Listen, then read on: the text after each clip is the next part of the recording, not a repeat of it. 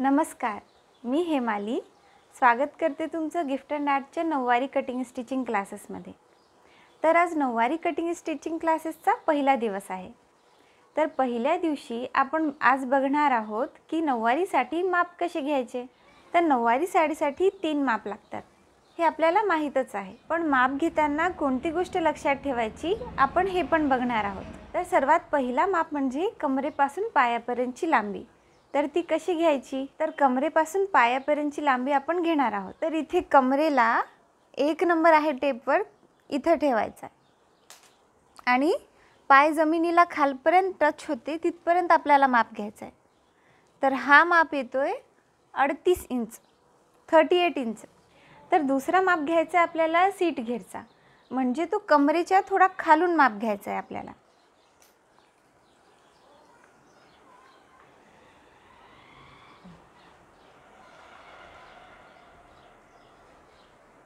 तर हा माप आलेला आहे 42 इंच म्हणजे 42 इंच।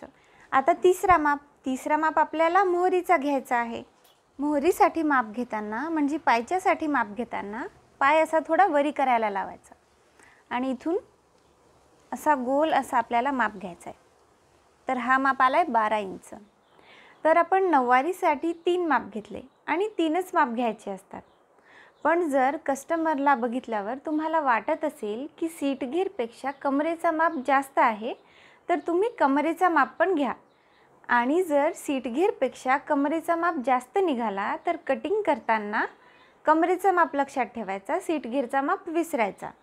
असं सहसा होत नाही, पण जर झाले तर कमरेचा माप लक्षात ठेवावा। तर आता आपण कमरेचाही माप घेणार आहोत।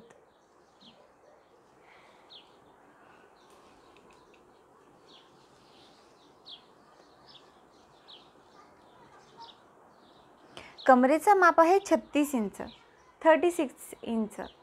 तर हा सीट घेरपेक्षा कमीच आहे, तर आपण कटिंग करताना सीट घेरचाच माप लक्षात ठेवणार।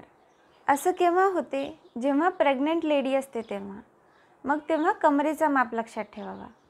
आणि तेव्हा कमरेपासून पायापर्यंतची लांबीचा माप घेताना इथून माप न घेता इथून घ्यावा आणि कस्टमरलाही विचारून घ्यावे। तर खूप जणांना प्रश्न पडतो की मांडीत साडी टाईट होत आहे, तर मांडीचा पण माप घ्याव का? तर नाही, मांडीचा माप नाही घ्यायचा। लावणी साडी फिटिंगमध्ये असते तेव्हा आपल्याला मांडीचा माप घ्यावा लागतो।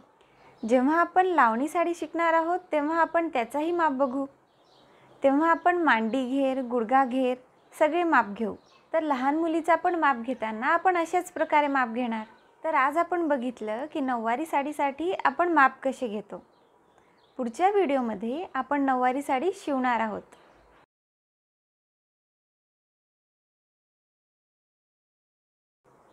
तर लवकरच भेटूया पुढच्या व्हिडिओमध्ये। आज आपण नऊवारी साडीसाठी माप कसा घ्यायचा हे बघितलं, पण याच्या आधी 30 दिवस मी नऊवारीशी संबंधित 30 टिप्स दिलेल्या आहेत। तर त्या व्हिडिओ तुम्ही नक्की बघा, म्हणजे नऊवारी शिकायला आणि समजायला तुम्हाला आणखीन सोपे होईल। तर भेटूया पुढच्या व्हिडिओमध्ये। व्हिडिओ आवडल्यास नक्की लाईक करा आणि ज्यांना नऊवारी शिकायची इच्छा आहे त्यांच्यासोबत हा व्हिडिओ नक्की शेअर करा। आणि चॅनल सबस्क्राईब केलं नसेल तर नक्की सबस्क्राईब करा।